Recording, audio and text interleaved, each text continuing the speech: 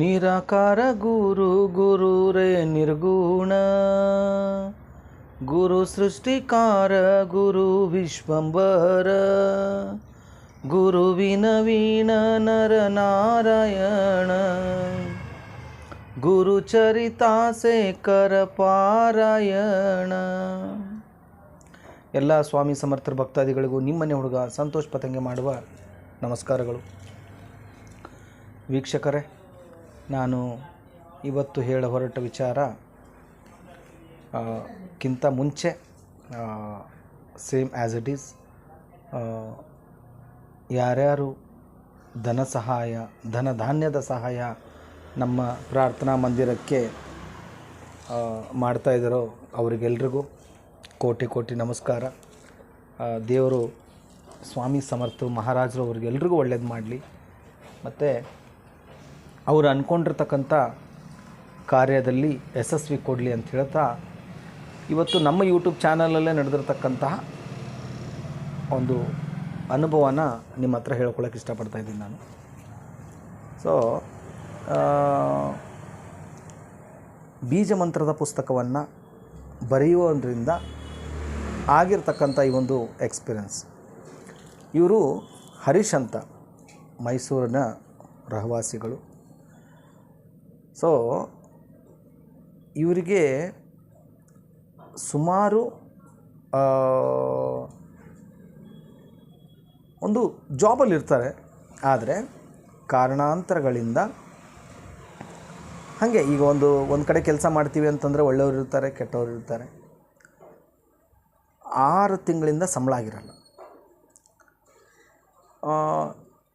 ಇವರು ನನಗೆ ಫೋನ್ ಮಾಡಿ ಹೀಗೆ ಅಂತ ಯಾವುದೇ ತರಹ ಈ ಥರ ಸಮಸ್ಯೆ ಇದೆ ಸಂತೋಷಣ ಅಂತ ಏನೂ ಹೇಳಿರಲ್ಲ. ಏನು ಮಾಡ್ತಾರೆ, ಆ್ಯಕ್ಚುಲಿ ಇವ್ರನ್ನೆಲ್ಲರೂ ಪ್ರೀತಿಯಿಂದ ರವಿ ಅಣ್ಣ ಅಂತಲೇ ಕರೆಯೋದು. ಸೊ ಒಂದು ಅದ್ಭುತ ಘಟನೆ ದಿನಾಂಕ 10ನೇ ತಾರೀಕು ನಡೆದಿರೋದು, 10/12/2024 ಇಸ್ವಿಯಲ್ಲಿ ನಡೆದು ರೀಸೆಂಟಾಗಿ ನಡೆದಿರೋ ಘಟನೆ ಇದು. ಸೊ ಇವ್ರು ಏನು ಮಾಡ್ತಾರೆ, ನನಗೆ ರೀಸನ್ ಹೇಳಿರಲ್ಲ, ಅಣ್ಣ ಬೆಂಗಳೂರಿಗೆ ಬರ್ತಾಯಿದ್ದೀನಿ ಅಂತ. ಸರಿ, ಓಕೆ ಬನ್ನಿ. ಇವರು ಏನು ಮಾಡ್ತಾರೆ, ಇವರಿಗೆ ಸುಮಾರು 6 ತಿಂಗಳಿಂದ ಪೇಮೆಂಟ್ ಆಗಿರಲ್ಲ. ಇವರು ಸ್ವಾಮಿ ಸಮರ್ಥರ ನಾಮಸ್ಮರಣೆ ಮಾಡೋದು, ಅದ್ರ ಜೊತೆ ಈ ಒಂದು ದಿಗಂಬರ ಶ್ರೀ ಪಾದವಲ್ಲಭ ದಿಗಂಬರ ಅನ್ನೋ ಒಂದು ಬೀಜ ಮಂತ್ರನ ಬರ್ಕೊಂಡು ಹೋಗ್ತಾ ಇರ್ತಾರೆ. ಇದು 2 ತಿಂಗಳಿಂದ ಪುಸ್ತಕ ಬರೆಯೋದಕ್ಕೆ ಸ್ಟಾರ್ಟ್ ಮಾಡ್ತಾರೆ.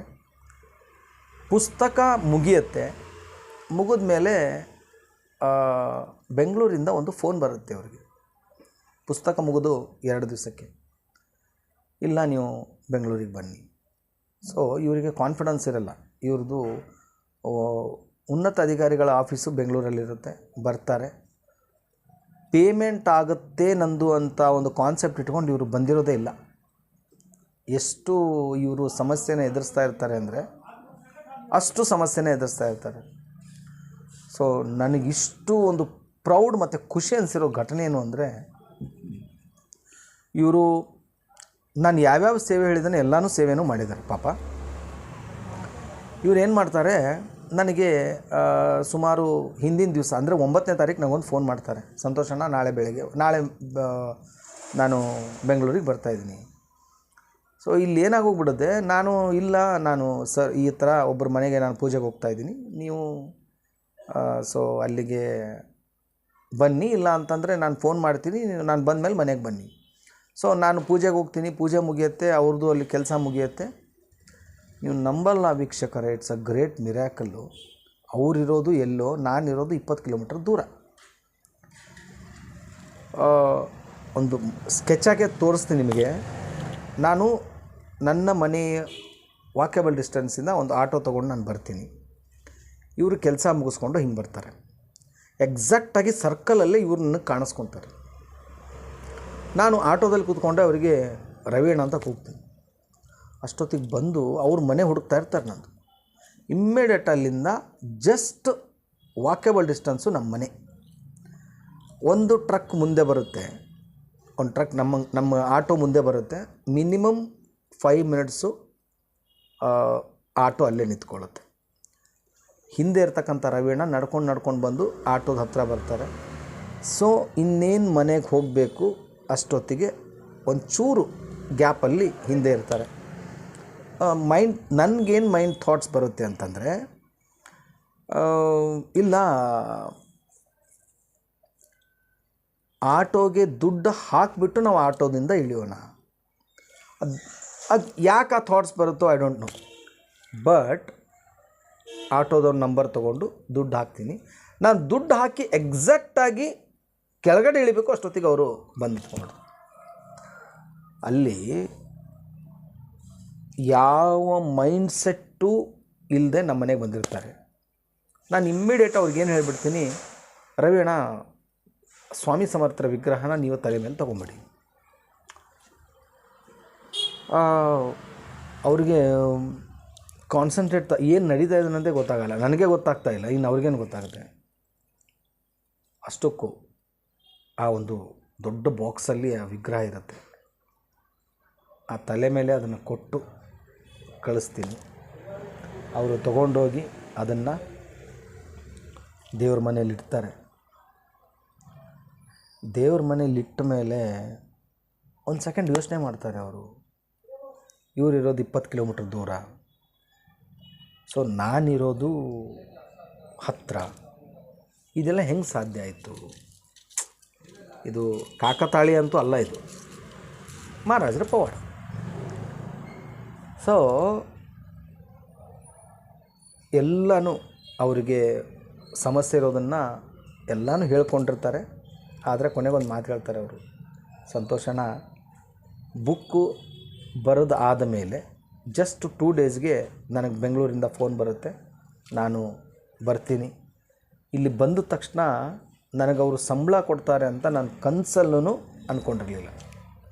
ಸೊ ಬಂದು 15 ನಿಮಿಷದಿಂದ ಅರ್ಧ ಗಂಟೆ ಒಳಗಡೆ ಪೇಮೆಂಟ್ ಆಗುತ್ತೆ, ಅಕೌಂಟಿಗೆ ಬೀಳುತ್ತೆ. ಅದನ್ನೆಲ್ಲ ಮುಗಿಸ್ಕೊಂಡು ಬರೋ ಅಷ್ಟೊತ್ತಿಗೆ ನೀವು ಒಂದು ನನ್ನ ತಂದೆಯ ಸ್ವರೂಪ ಆಗಿರ್ತಕ್ಕಂಥ ಸ್ವಾಮಿ ಸಮರ್ಥರ ವಿಗ್ರಹದ ಒಂದು ಬಾಕ್ಸನ್ನು ನನ್ನ ತಲೆ ಮೇಲೆ ಕೊಡ್ತೀರಾ, ಅದನ್ನು ತೊಗೊಂಡು ಬಂದು ನಾನು ಇಲ್ಲಿಡ್ತೀನಿ. ಇಷ್ಟು ಅವರಿಗೆ ಖುಷಿಯಾಗಿ ಹೋಗ್ಬಿಡುತ್ತೆ ಅಂದರೆ ಆ ಒಂದು ನಡೆದಿರ್ತಕ್ಕಂಥ ಘಟನೆ ಮೈಂಡ್ ಬ್ಲೋಯಿಂಗ್. ಅದಕ್ಕೆ ಬೆಲೆ ತೆತ್ತಲಾಗೋದಿಲ್ಲ, ಎಲ್ಲ ಮುಗಿಯುತ್ತೆ. ಸೊ ಅವರಿಗೆ ಒಂದು ಮಹಾಮಂಗಳಾರತಿ ಮಾಡಿ ಕೊಡ್ತೀನಿ. ಒಂದು 51 ರೂಪಾಯಿನ ಅದ್ರ ಮೇಲೆ ಇಡ್ತಾರೆ. ನಾನು ಪ್ರಸಾದ ಭಸ್ಮ ಎಲ್ಲ ಕೊಡ್ತೀನಿ.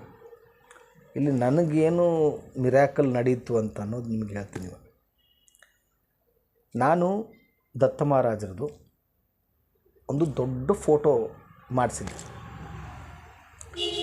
ಅದಕ್ಕೆ ತಗಲುವ ಟೋಟಲ್ ವೆಚ್ಚ ಅಂದರೆ ಸುಮಾರು ಒಂದು 2-3 ಫೋಟೋ ಅದು ಪ್ಲ್ಯಾನ್ ಇತ್ತು ನನಗೆ ಇಲ್ಲಿ ಫಿಟ್ ಮಾಡಬೇಕು ಅಂತ. ಅದಕ್ಕೆ ಒಂದು 4,000 ರೂಪಾಯಿ ದುಡ್ಡು ಬೇಕಾಗಿತ್ತು. ಬಟ್ ನನ್ನ ಹತ್ರ ದುಡ್ಡಿರಲಿಲ್ಲ. ಕಾರಣ ಏನಂದರೆ ಅದನ್ನು ನಾನು ಇವತ್ತು ತರಬೇಕಾಗಿತ್ತು ಫೋಟೋ. ಸೊ ಏನು ಮಾಡೋದಪ್ಪ,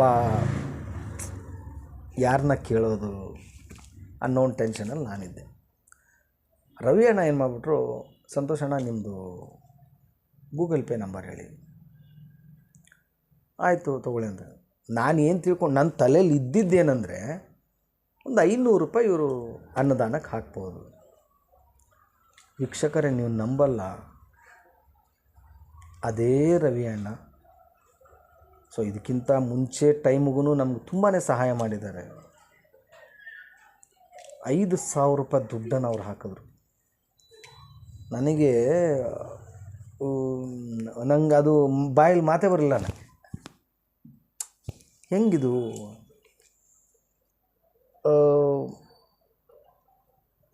ಅದು ನನಗಿನ್ನೂವರೆಗೂ ಆ 5,000 ರೂಪಾಯಿ ಅವ್ರು ಹೆಂಗೆ ಹಾಕಿದ್ರು, ಅವ್ರ ಮನಸ್ಸಿನ ಸ್ಥಿತಿಗತಿ ಹೆಂಗೆ ಬದಲಾಯಿತು.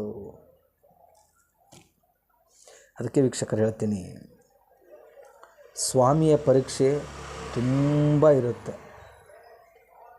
ಏನೋ ಬೆಳಗ್ಗೆ ಸೇವೆ ಮಾಡಿ ಸಾಯಂಕಾಲ ದಿಢೀರಂತ ಲಾಟ್ರಿ ಥರ ಹತ್ತಿದ್ರೆ ಅದಲ್ಲ ಲೈಫು. ಪರೀಕ್ಷೆ ಬರಬೇಕು. ಪರೀಕ್ಷೆ ಬಂದ್ರೇ ಮನುಷ್ಯನ ಜೀವನಕ್ಕೆ ಒಂದು ಅರ್ಥ ಇರುತ್ತೆ, ಒಂದು ಬೆಲೆ ಇರುತ್ತೆ.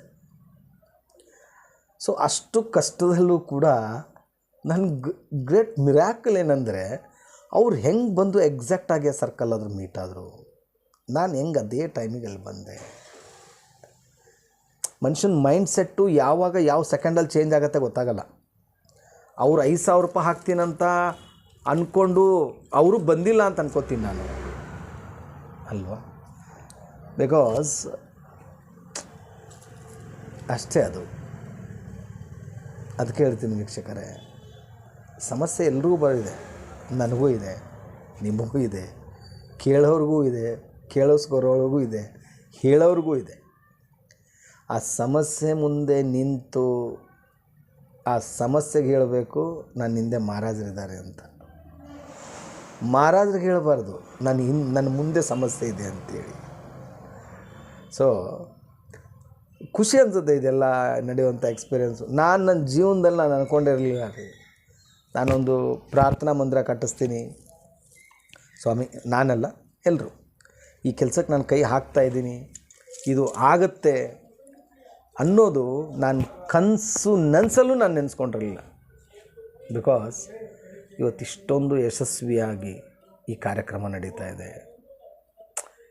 ಒಂದು ಕಡೆ ಶೃಂಗೇರಿ ಶಾರದಾಂಬೆ ಜಗದ್ಗುರುಗಳ ಆಶೀರ್ವಾದ, ಅವತ್ತಂತೂ ನೀವು ನಂಬಲ್ಲ ವೀಕ್ಷಕರೇ, ಹತ್ಕೊಂಡು ಬಂದಿದ್ದೀನಿ ನಾನು ಮಠದಿಂದ.